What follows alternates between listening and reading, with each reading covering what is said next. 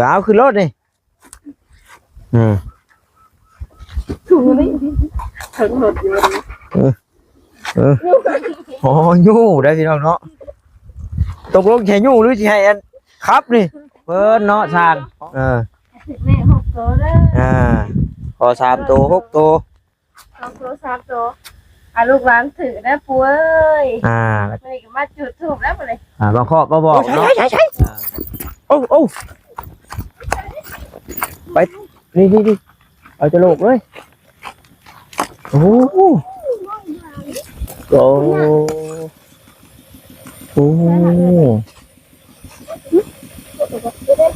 อาเมนเลีย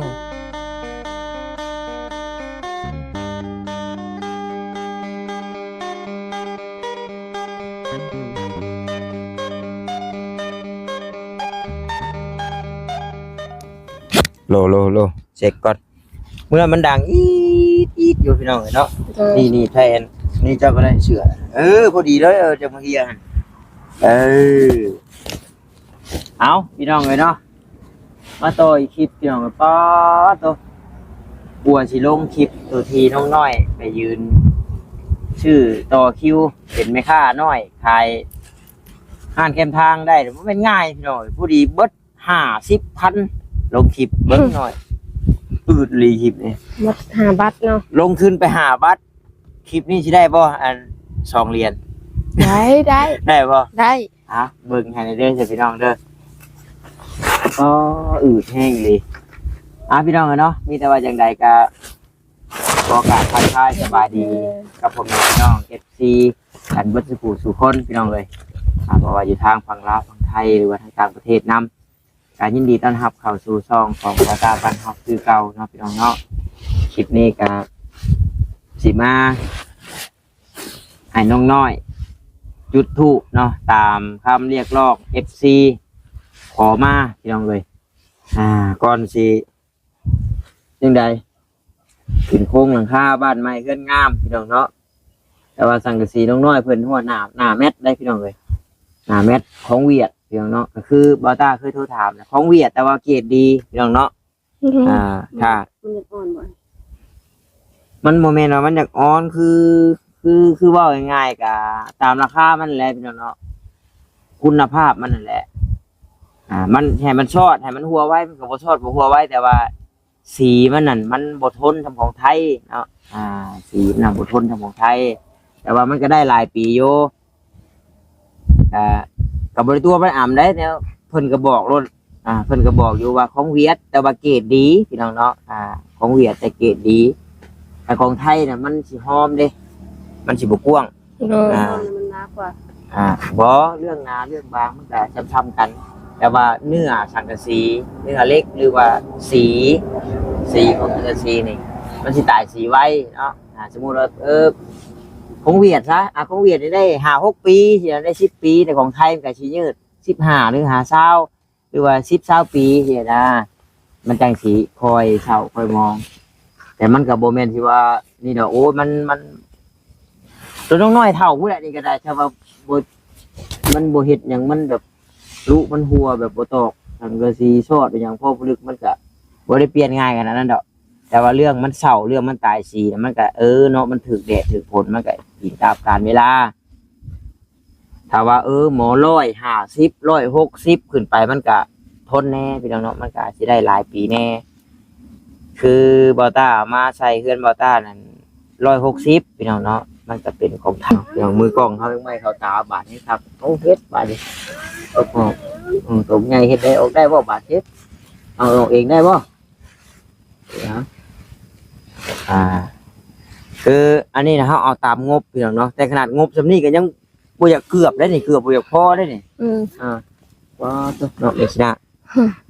เขาเอางบสำนี้ก็ยังบ่อยากพอพี่น้องถ้าเขาเอาไปเอางบ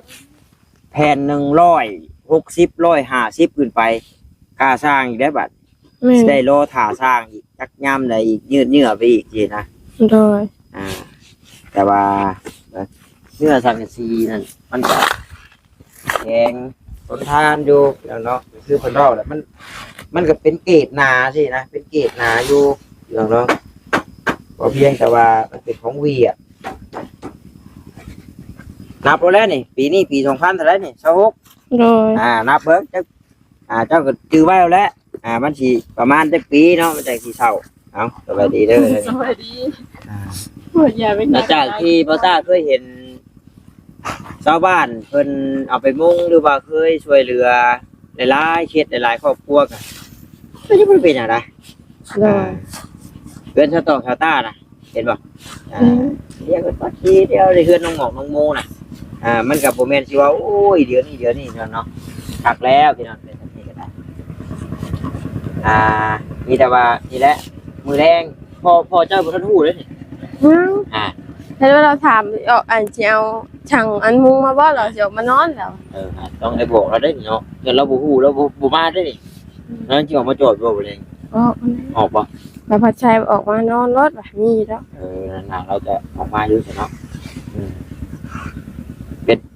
ให้เป็นฮอดเป็นหยังมันน่ะเพิ่นเอาลงให้ขี้โถเนาะ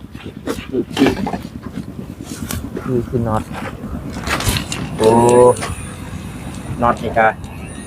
เป็นเอาสำหรับยิงไม้ให้เนาะน็อตยิงไม้เด้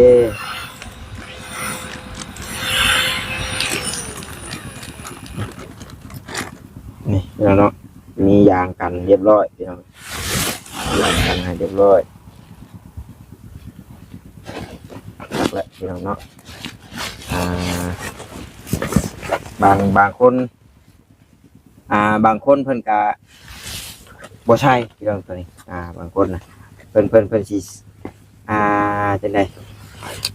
เพิ่นสิยิงซิลิโคนนะพี่น้องเนาะยิงซิลิโคนแล้วก็หั่นลงเลยเล่แต่ช่างนะว่าแล้วก็บางช่างเพิ่นก็บ่มักแบบนี้วิชาการไผมันพี่น้องเนาะแต่ช่างแจ้งเพิ่นบ่เอาก็ไม่เป็นแต่ว่าตัวนี้แหละครับมันมีแนวกวบเลยมันมีแนวกวบมี แม่ก็เบื่อมาจักไหนมาจับหัวหันเอ้ามาจับหัว ใช้มีบ่ได้กับไผน่ะ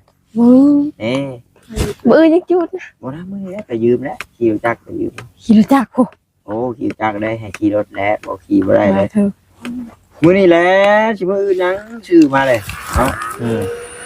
ว่าคือว่าง่ายๆก็มื้ออื่นพี่น้องเนาะถ้าสิเป็นคือน้องปัดไส้เพิ่นเว้ากับมื้ออื่นทางพ่อน้องนิวเพิ่นสิมาลงมือเฮ็ดปูน้องน้อยนี่แหละพี่น้องเอ้ยเว้าหยอกแล้วบาดเนาะมื้อนี้ก็มีแต่นี่แหละพากันเต็งใบพี่น้องเอ้ยยันเว้าบ่ได้เด้ภัยธรรมชาติบัดมาบุญเดียวพายุนะสมมุติว่าลมหัวกุดหรือว่าถึกแปลวลมแปลอย่างมาบัดต่ำเพิ่งเอาซะโอ้ยปิวบุ้มเบี้ยวเสียหายอีกอันนี้ก็ใจเชื่อมือเพิ่นพร้อมหันเนาะโอ้ยยาวด้วยแหละนี่แต่เอาไม้นี่ถ้าไปเต็งไว้แล้วหน่อยเนาะหรือว่าบล็อกบ่ใช่บล็อกก็ได้เนาะนี่เนาะเอานี่มาแต่มันจะไม่เลี้ยวซะแล้วก็เอาโชคให้ที่เพิ่นนี่เพิ่นขอมาโดนตึบแหละพี่น้องเฮ็ดมิ่นมาหลายมิ่นเยอะ ถือกะปันชื่อน้ำมันได้ถือกับปันที่น้ำได้เนาะนี่บล็อกหน่อยเอาเนาะทางล่างฮั่นนี่เต็งรถนี่ห้องนี่แต่เป๊ะฉันจังบ่โปกเอาไปอีกกลางนี้แต่มันถือนะบ่ยากก็มันถือนะนั่นแต่เพิ่นกูซื้อไงวะถือคำเพิ่นชื่อถือสั่งว่าถือแล้วจะเพิ่นซื้อผมเอาเนาะปีแล้วคันนี้ก็ได้เนาะเลยได้แล้วโอ้ห้องน้ำล้างปิดมื้อใดปิดมื้อวานมื้อชื่น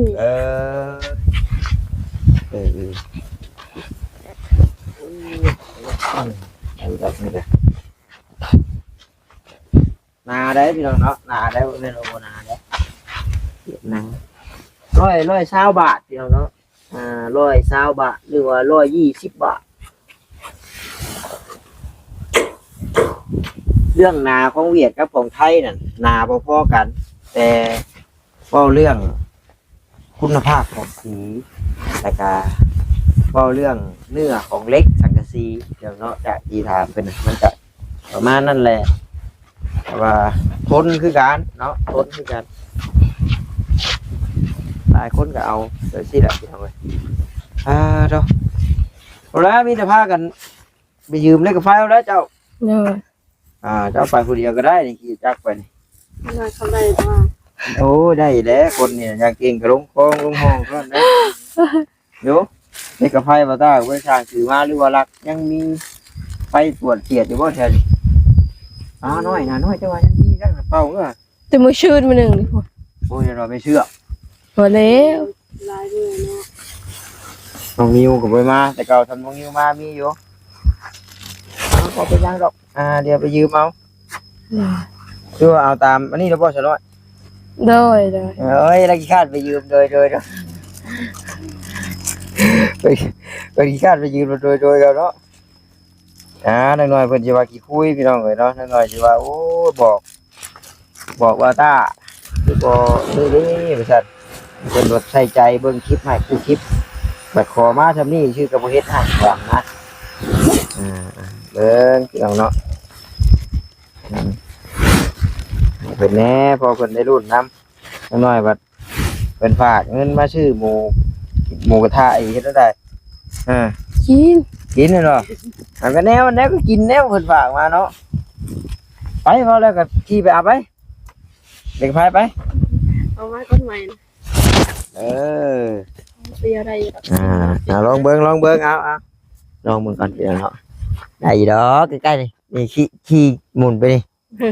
ฝนไปช่วยพาฝนแล้ว เฮิดปั๊บเลยพี่น้องเฮิดโอ้ เห็นถึงหลุดอยู่เนาะโอ้หลุดจะดี เอาขึ้นรถนี่ ถูกเลยถึงหลุดอยู่ โอ้ยู่ได้พี่น้องเนาะตกลงใช่ยู่หรือสิให้อันครับนี่ น้อยมาก จะเอาไปเท่าไหร่โอ้มาหาบอลแขกถึงได้เนาะ ถึงอยู่เลยวะ บิดกระแจก็แล้วเนาะติดกระเฉพาะก้อนเบิ้งสิบอกไปติดเลยนี่ว่างเลยนี่ใส่เลขเลย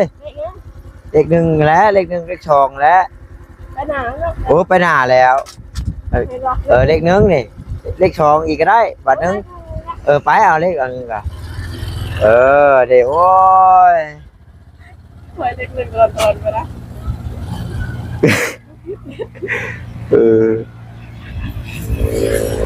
เลขสองเลยไหมใส่เลขสองคือว่าใส่เลขสองเลขสามไปใส่เลขเปลี่ยนเลขมันแม่ใส่เลขหนึ่งไปก็ช้าเลย ครับเย็นค่ะรถ โอ้ใส่เลขหนึ่งก็ชื่อแล้วพี่น้องเนาะพี่น้องเนาะก็มีแต่ว่าคือน้องนิวเว้าแล้วพี่น้องเลยคือน้องพัดชัยเว้าเนาะเพราะว่าบัดนี้ส่วนที่เหลือก็ให้น้องพัดชัยเพิ่นเป็นคนบริหารพี่น้องเนาะนู่นนี่นั่นค่าสร้างเขาก็ฮู้เลยเด้ว่ามันพอพี่น้องเนาะถือว่าเรื่องชุดโค้งหลังคาที่หายห่วงนะพี่น้องบ่ต้องว่าโอ้ย่านนู่นนี่นั่นบัดนี้มีแต่เพิ่นแล้วตัวนี้แหละก็ถ้าว่ามีผู้ใหญ่เพิ่นดำเนินต่อก็เรื่องก่อพี่น้องเนาะแต่ว่าก่อนสิได้ก่อมันก็ต้องมีวงกบมีวงกบพี่น้องเนาะมีเหล็กแห่ทรายปูนค่าสร้างก่อนสิก่อได้แล้วก็อันนั้นลูกกอกลูกแก้วนะพี่น้องเนาะก่อกับขึ้นโค้งหลังคานั่นใช้งบนะพอๆกันโลดพี่น้องเอ้ยก่อกับขึ้นโค้งหลังคานะมันแพงได้พี่น้องเนาะแพงอยู่แต่ว่าก่อนี่ก็จะบางคนเพิ่นก็ไล่ตามพากะพี่น้อง1,000 2,000 3,000 4,000 5,000 6,000เฮือนน้อยๆหมดค่าสร้างสำหรับก่อแต่ว่าเฮ็ดแบบคือทรงเบาต้าเว้าก็จงไว้แต่ห้องโถงห้องเดียวนี่นะทางหน้านะก็แม่นมายัน FC อันเพิ่นคิดภาพออกนี่นะสามีอันนี้ประตูใหญ่เนาะประตูใหญ่นี่ก็มันนี้นี่1,000 บาทนี่แล้วก็อันนี้ก็กอมันนี้นี่คือจุ่มไว้นะ เอาทางเข้าเนาะทางออกทางเข้า ก็ คือบ่เพิ่นเฮ็ดทรงตัวนี้เนาะ1ผานี่2ผาพี่น้องเนาะ3ผา4ผา5ผา6ผา7ผา8ผา9ผา10ผาบ่ได้11,000เอาซะว่าจากที่บ่าวต้าเคยจ้างเพิ่นไล่ผาละ5ผาละพันพี่น้องเนาะแต่ว่าถ้าเฮือนน้อยเฮือนป้อมหรือว่าเฮือนหอมบางทีเพิ่นก็เอารถกว่าหันก็มีบางคนเพิ่นก็ไล่เป็นเม็ดกะเลพี่น้องเนาะในการก่อนะเพราะว่าสร้างแต่ละสร้างมันบ่คือกันเด้นะคือทรงเฮือนน้องน้อยเพิ่นมันมาแบบนี้เนาะจึดจึดจึดจึดนี่สินะก่อนี้ก่อโค้งมานี้ตรงนี้นี่1ห้องนี่1ห้องนอน2ห้องนอนตัวนี้ห้องโถงห้องโถงห้องโถงในห้องโถงนอกนี่นะนี่ห้องโถงในห้องนอนพี่น้องเนาะดวงสิปัดมาแล้วเนาะไปอยู่เนาะไปอยู่เนาะ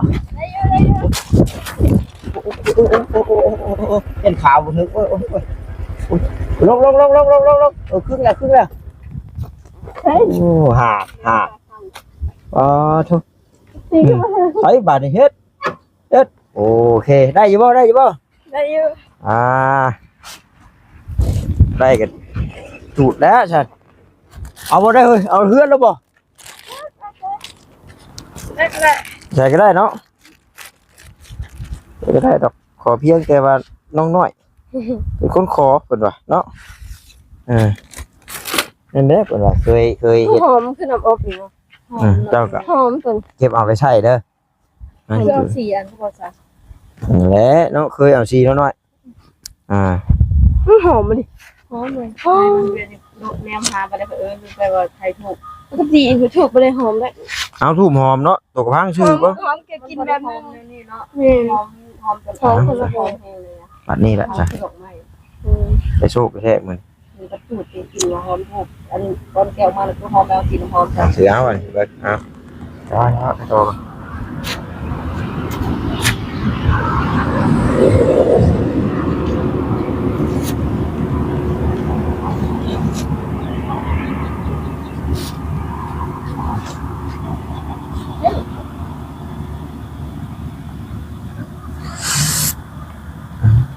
ชิม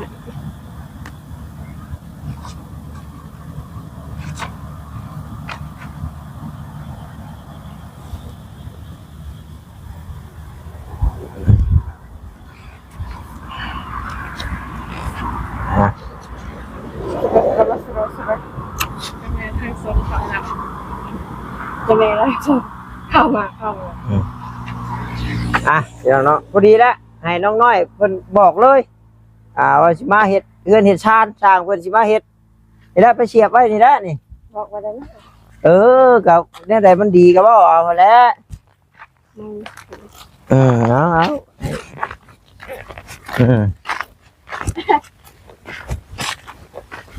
แล้วเราก็ขอกลางเอาเลยบอกเพิ่นเนาะช่างแม่6 ตัวเด้อพอ3 ตัว 6 ตัว2 ตัว 3 ตัวลูกหลานถือได้ปู่เอ้ยนี่ก็มาจุดธูปแล้วบ่เลยบางข้อบ่บอกเนาะมาบอกแม่ปืนนี่สร้างเพิ่นมาเฮือนได้บ่คือชั้นสูงอย่าตื่นอย่าท่วงนะอย่าตื่นอย่าท่วงเนาะเจ้าที่เจ้าทางผู้ปกปักรักษาเอาเบิ่งแยงลูกหลานแหละบัดนี้แล้วก็ให้โชคเพิ่นแน่เนาะพอเพิ่นได้ช่วยอีกแม่นเลยเอาไปถ้านี่พุ่นแล้วจะมาจอบจันเรียบร้อยได้พี่น้องเลยตัวเฮ็ดเพาะแท้เดินบ่ทันออกบ่น้อยบ่ทันได้หาใช่มั้ยติได้หาเฮ็ดว่านี่แหละพี่น้องเนาะพากันไปหาเบิ่งอยากไปกันแม่หมักหมอกหมักมูเพิ่นพี่น้องเนาะพอเจ้าก็บ่มีโทรศัพท์ซับสิโทรบอกว่าออกมาเด้อชั้น4ก็ได้มันได้กินหอยไหมดีหอยใช้งาเป็นท่านป้าโทนี่หอยใช้งาเป็นนะคืออะไรเดี๋ยวมันกระดองบดถึงเสร็จแล้วมีได้สรุปอิ่มหรือว่าเขา หายากิน จะอิ่มระยะเนาะมันอิ่มกินนะ ไปอีกข้าวเพิ่นสิเอาบ่วงไปพูด อืม หาไม่ได้ก็ หาบวงไปคุนึงนี่เนาะ มีของสิเนาะเพิ่นออกหัดนี้รถคัดเอาไหมก็ โอ้เราว่าฮุบเด้อ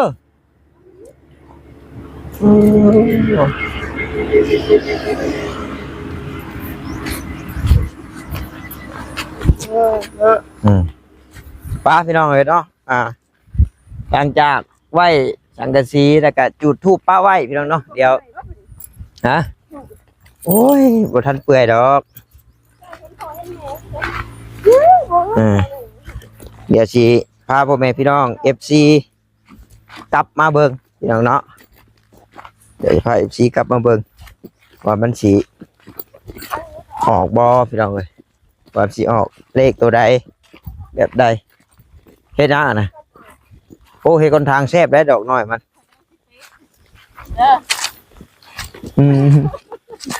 เอามันบ่ได้เท่ากับเฮ็ดมันหยัง แค่ก็เจ๋ง แต่มันนุ่มหนาวได้แต่มันนุ่มเดี๋ยวนี่แหละปู่ย่าตายายมัน แล้วลูกร้านหลอดเลนหลอด มันออกทั่วทีบนะแถวเดินนี่ฮะ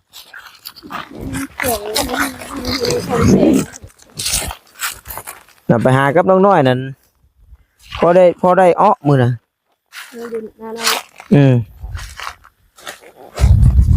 ใช่เห็นแล้วป่ะใช่โอ้ไปนี่เอาจะโลกเลยโอ้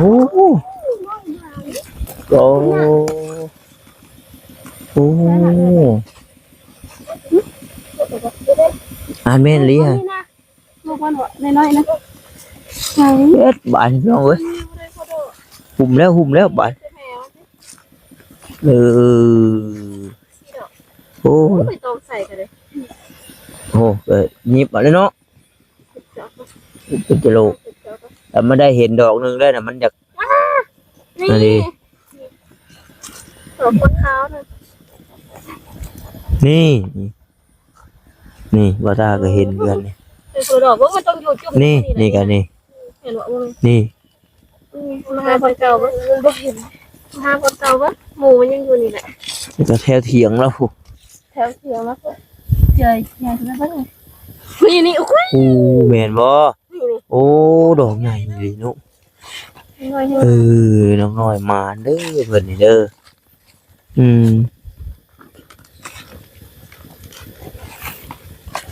จบไปกันเลยจบไปยังไงโอ้ไปตองกัน ถ้าไม่ได้เห็นหมูมันได้นะมันก็อยู่บ่ไกลกันดอกพี่น้อง หมดตาไกล ใช่เบิ่งอ่ะโอ้ของแท้เลยพี่น้องเนาะเนาะ ไม่ใช่ในญี่ปุ่น